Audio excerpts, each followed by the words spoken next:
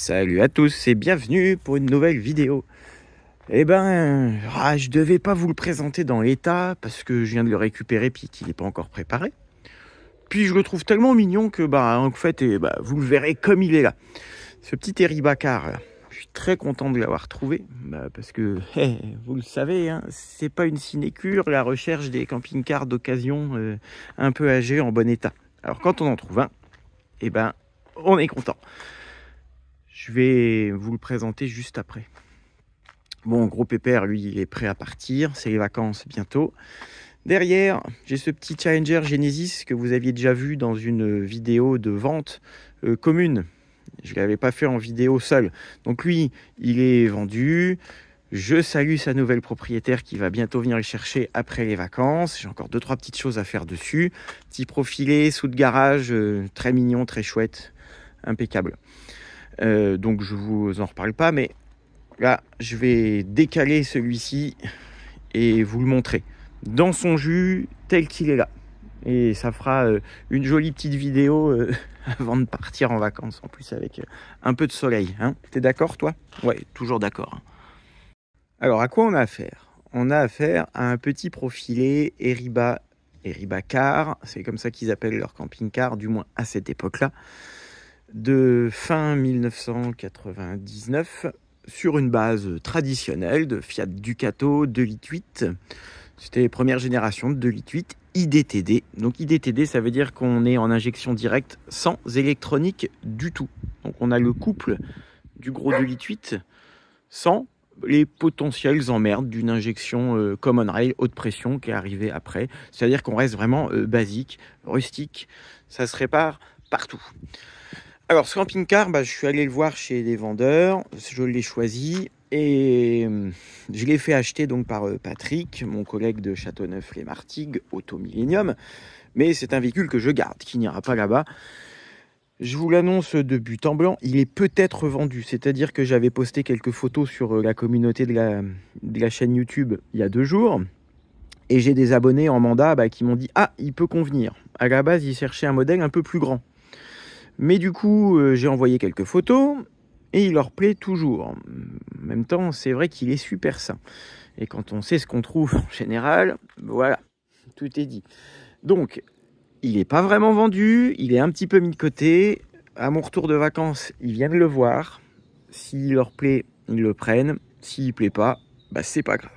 Donc, si jamais, à l'issue de cette vidéo, il y a des personnes qui se sentent concernés par ce véhicule, vous pouvez toujours m'envoyer un petit mail pour vous positionner dans la file d'attente. Il n'y a pas de problème. C'est pas encore réservé. C'est mis de côté. Voilà. Et puis j'ai qu'une parole, donc je m'y tiendrai. Personne ne passera avant eux. J'attends que ces abonnés-là en mandat viennent le voir. Alors, pour ceux qui ne connaissent pas, petit cours d'histoire. Eriba. On est sur le groupe Imer, hein, donc c'est en gros ni plus ni moins qu'un Imer, enfin quasiment. La banque de pièces est plus que commune. Simplement, c'est que les Eriba de cette génération-là étaient encore fabriqués en France. Vous savez peut-être ou pas, c'est que à la fin des années 90, on avait toujours usine Eriba et même une usine Imer en France. Donc celui-ci fait partie de ceux assemblés chez nous, mais avec les méthodes allemandes, et la plupart des composants décidés par la maison mère. C'est tellement Imer d'ailleurs qu'à l'intérieur le panneau de commande est marqué Imer. Enfin bref, c'est du bon. Et alors moi, ce qui me plaît beaucoup, et ça on communique pas assez sur ces modèles-là, c'est que sur les Eriba comme ça, on est sur une structure métallique. Donc tous les tasseaux, toute la cage qui composent la structure de notre cellule, ce ne sont pas des tasseaux de bois, ce sont des tubes d'acier traités. Alors, ça n'empêche pas que ça puisse rouiller si jamais il y avait une grosse infiltration, mais c'est quand même beaucoup plus résistant que du bois, et si on a quelque chose qui vient à macérer à l'intérieur pour arriver à découper l'acier traité, ça va être autre chose que des tasseaux de pain, quand même. Donc, tour pour tour est ceinturé d'acier. Et normalement, ils vieillissent plutôt bien. Ce qui permet aussi d'avoir dès l'origine aussi des points d'ancrage qu'on va trouver là derrière pour les ceintures de sécurité. Là, on est sur un petit profilé de 5,99 m. Donc ça, c'est plutôt chouette. Avec vous le constatez sans doute, on a un très faible porte-à-faux arrière. Ça, c'est plutôt bien aussi pour les manœuvres un peu périlleuses. On est sur un empattement moyen et un petit porte-à-faux. Parce qu'il arrive parfois que sur les véhicules de moins de 6 mètres, les constructeurs utilisent des empattements courts, parce que les châssis coûtaient moins cher. Mais du coup, on se retrouve avec un grand porte-à-faux. Voilà, pour la petite histoire. Et donc, on n'est pas en châssis Alco, châssis plancher cabine standard. On a une garde au sol qui est tout à fait correcte, même plus que ça, vous voyez. Ça, il va bien, n'est-ce pas, hein? Ouais, t'es d'accord. Donc, notre Ducato 2,8 litres, il a 113 000 km. Il y a un gros avantage, c'est qu'on a une boîte de vitesse qui vient d'être changée. Je sais pas trop ce qui s'était passé avec. Vous voyez, comme quoi, hein, il n'y a pas que les Iveco, il n'y a pas que les Ford. Ils nous font tous suer. Donc, il y a une boîte de vitesse qui a été changée avec un embrayage C9. Il n'a pas beaucoup roulé. Pour la petite histoire, ça c'est un véhicule, ça fait 7 ans qu'il ne sert pas comme camping-car. Il est rangé dans une grange. Problème de santé du propriétaire. Il a roulé un petit peu, mais il n'a pas été utilisé. Donc moi, je prévois, avant la vente, une grosse remise en route de tout. Là, vous le voyez, comme je l'ai ramené. C'est la première fois que je fais ça, j'aime pas trop, mais après tout, je vous montre comme ça l'envers du décor. Il n'est pas lavé, il est tel quel. Il va avoir droit à un petit coup pimpant, un pare-choc qui va être refait, lavé de près. Tous les joints un peu litigieux vont être repris, mais dans l'ensemble, quand on pense qu'on est sur un fin 98, début 99, j'ai un petit doute là-dessus. On est bien. Et surtout, il est méga sain. En fait, c'est ça que j'ai acheté. J'ai acheté un véhicule sain. Parce qu'il y en a ras-le-bol de voir des épaves. Et là, celui-ci, quand je me suis penché en dessous, donc ça, ça fera un pied de nez à tous les abrutis qui disent que quand ils ont un certain âge, c'est normal qu'ils soient abîmés. Ben non. Alors certes, c'est du léger la conception de tous ces véhicules-là, mais regardez. Là, on a un vrai plancher qui n'a pas été réparé, qui n'a pas été caché, qui est inspecté par le chien. Donc si c'est validé par le berger blanc suisse, c'est que c'est bon. Non mais sans rire. Voilà, il est nickel. Il est nickel de partout. Youhou. Hop, je vais essayer de vous remontrer un petit coup par là aussi. Que ce soit la partie cellule comme la partie porteur. On sait que les Ducato sont assez fragiles de cette partie-là, mais là, même en corrosion de surface, une ligne d'échappement qui est nickel.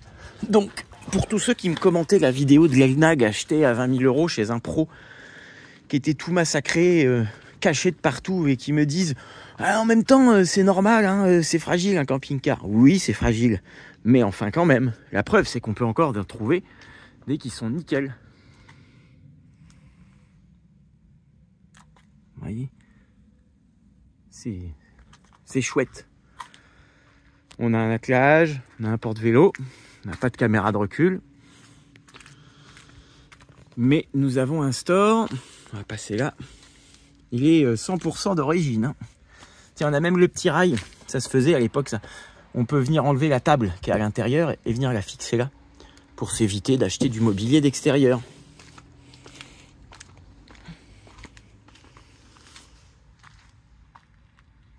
Vous voyez comme il est mignon quand il va être bien nettoyé, la peinture brille.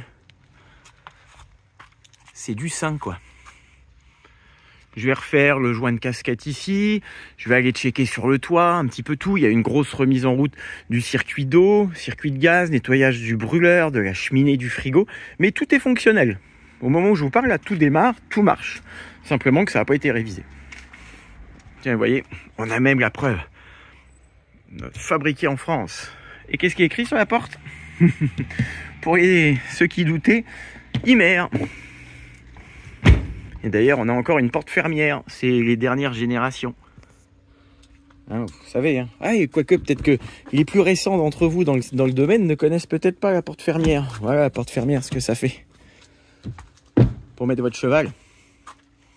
Non, mais c'est super pour l'aération. Ça a disparu les années d'après. Pour des raisons de sécurité, puisque ces portes-là sont censées s'ouvrir plus facilement. Mais étaient en fait très pratiques. Ouais, même ça, c'est pas cassé. La carrosserie est en super état. On a un marchepied qui est manuel. Ça, on n'est pas embêté. Ah, il est fermé par là. Je peux pas vous montrer. Donc, vous voyez, j'ai un peu de boulot qui m'attend. Là, vous le voyez, brut de décoffrage. Donc, par contre, des brutes de décoffrage dans cet état-là, je veux bien en ramener, mais toutes les semaines. Il n'y a pas de souci. On est en 4 places carte grise. Non, pardon, 5 places carte grise. Donc, on peut rouler à 5, il n'y a aucun problème. Mais 4 couchages, on se doute, hein, dans ce format-là. On trouve pas mal d'Immerswing qui sont configurés comme ça, vous allez voir, avec le lit à la française. La grande dinette face à face. Et finalement, dans 5,99 m, ils ont pas mal utilisé le truc, quoi, hein. Donc, ce que je vous propose, c'est de passer à l'intérieur. Je vous ai assez montré les extérieurs. Allez, c'est parti. Alors, petit tour d'horizon. Tout de suite, ce qui saute aux yeux quand on n'a pas l'habitude dans cette config, comme les Immerswing, et moi c'est ce que j'aime beaucoup, c'est la grande luminosité qu'on a. Regardez les 3 fenêtres qu'on a, ça fait quasiment toute la longueur du véhicule. On a peu d'espace aveugle de ce côté-là. Le fait qu'on n'ait pas de cloison de séparation entre le lit et la dinette fait qu'on a une perspective là qui est très sympa. Et dans un format aussi court, imaginez, hein, on est sur la longueur d'un fourgon L3. Donc il y a un petit volume, hein. Et ben c'est méga lumineux. En plus, la grande fenêtre arrière, et ben on peut regarder dans le rétroviseur. Ça c'est aussi un bon point à la conduite. On a un décaissement, le décroché de la casquette là, qui est très important avec les grands rangements. On peut venir s'asseoir en restant debout. Il n'y a pas besoin de se pencher dans la cabine. Et le fait d'avoir le bloc cuisine ici avec la fenêtre là, fait aussi qu'on n'a pas d'angle mort quand on conduit. Et ça, bah, c'est les trucs à l'usage qui sont bien pratiques. On n'y pense pas toujours avant. Bon, ça dépend des configs, on ne peut pas tout avoir. Mais là, je suis en train de vous présenter les avantages de ce plan-là. On a un espace de vie qui est suffisant, on est bien. Et puis, ce qui est chouette, moi, ce que j'aime beaucoup, c'est toujours ces traditionnelles dinettes. Voilà. Moi, je reste un convaincu de ce système, à l'ancienne, les vieux camping-caristes. Ceux qui sont arrivés après coup, qui n'ont connu que les petites dinettes avec banquette là, table là, et le fait de pouvoir pivoter les sièges cabines, ah bah pourquoi pas, hein, ça plaît aussi, ça permet de dégager de la place pour d'autres choses. Mais moi, je trouve que rien ne vaut la convivialité des grandes dinettes en face à face comme ça, où on n'a pas besoin d'utiliser la cabine. Ça, après, chacun fait comme il veut. Donc, dans les Heribots de cette génération, bah, c'est comme chez Ymer. On retrouve encore du mobilier chaleureux avec des encadrements en massif, avec notre assemblage à l'ancienne. C'est plutôt qualitatif. Il a bien vieilli, hein. Beaucoup de rangements. Et dans du micro-format comme ça. Hop. Avec des étagères de séparation à chaque fois. Vous voyez, il y a vraiment de quoi faire, hein. Et ainsi de suite.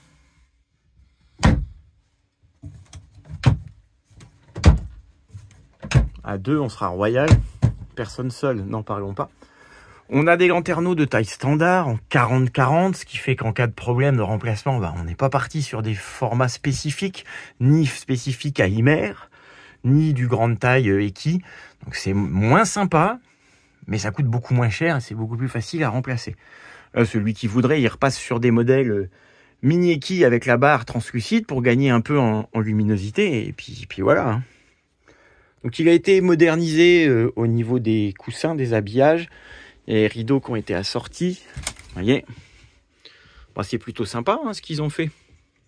Après, les goûts et les couleurs, ça se discute pas. Et on a un gros rideau de séparation là d'office pour fermer la cabine. C'est chouette. Et on a ensuite ici, pour venir occulter les fenêtres latérales. Et on a, c'était courant à l'époque chez Ymer, ils utilisaient ce store pour le pare-brise, qui est parfaitement fonctionnel, livré avec les toiles d'araignée. Je vous dis, il est tel qu'il vient d'arriver, hein. Équipement standard, une direction assistée, un klaxon, des clignotants, un autoradio. Non, non, il est simple en config, mais diablement propre. Quand on regarde là dans les détails, hein, vous voyez, c'est chouette. Ce qui était bien fait aussi sur ces modèles, c'est qu'on a d'office, comme sur les Immerswing, on a là notre coupe-circuit pour la batterie auxiliaire. Et le 230 volts directement là en disjoncteur. Très accessible.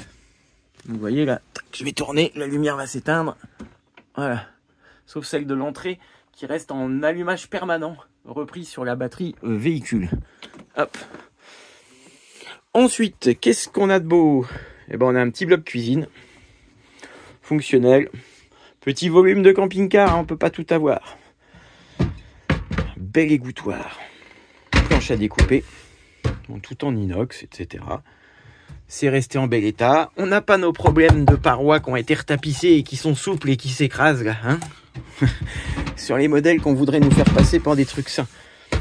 Le réchaud 3 feux, notre petit rangement bas avec tiroir à couvert, panier coulissant, les vannes de gaz, la petite poubelle d'origine.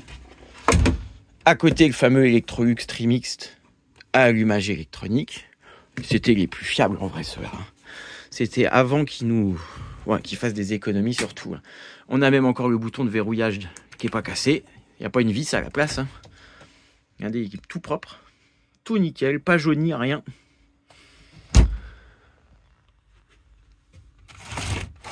Tout est fonctionnel. D'ailleurs, les stores sont en super état. Moustiquaire. Store. Les baies vitrées en polycarbonate sont pas rayées, rien. Enfin, vraiment, je suis très content de la trouvaille. En petit défaut, on a plateau de table, là, un trou. Quelque chose qui est tombé d'un placard, bon, qui n'a pas traversé. Mais là, celui qui voudrait vraiment, c'est... On retire ça, on vient le combler. On ponce, puis on vient recoller un Vénilia par-dessus. Ou on met une nappe autocollante. Il y a plein de solutions. Bon, c'est pas grave, il ne peut pas être parfait. On est bien d'origine dans toutes les finitions. Ça, c'est plutôt chouette. Hop. Donc, ceinture ici, je vous avais dit. Ensuite, quand on continue la visite, et ben là, on a une penderie de bonne taille. Nickel dans les recoins. Au-dessus, on a notre panneau de contrôle. On est dans un Eriba, hein. Hop. Donc le lit à la française, forcément toujours biseauté un peu au pied, ça on n'y peut rien. Très lumineux, vous pouvez faire des courants d'air, 2 fenêtres, un lanterneau, idéal. Toujours plein de rangements.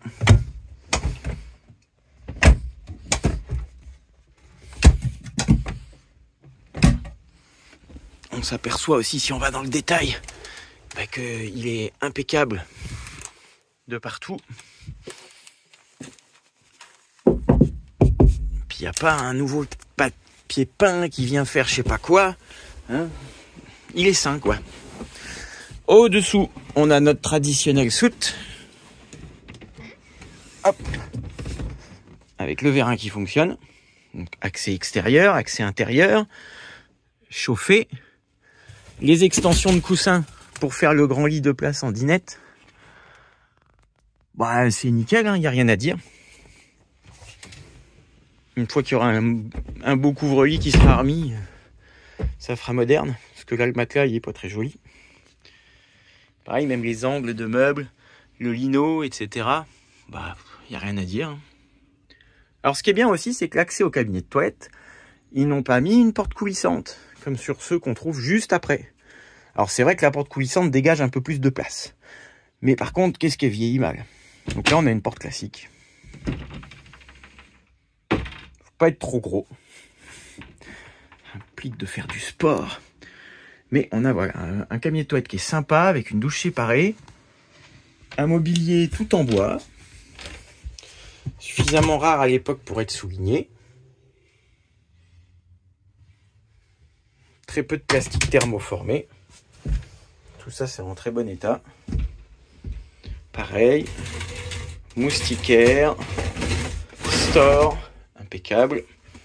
Et puis, on a notre douche séparée, donc avec son propre éclairage. Son petit lanterneau.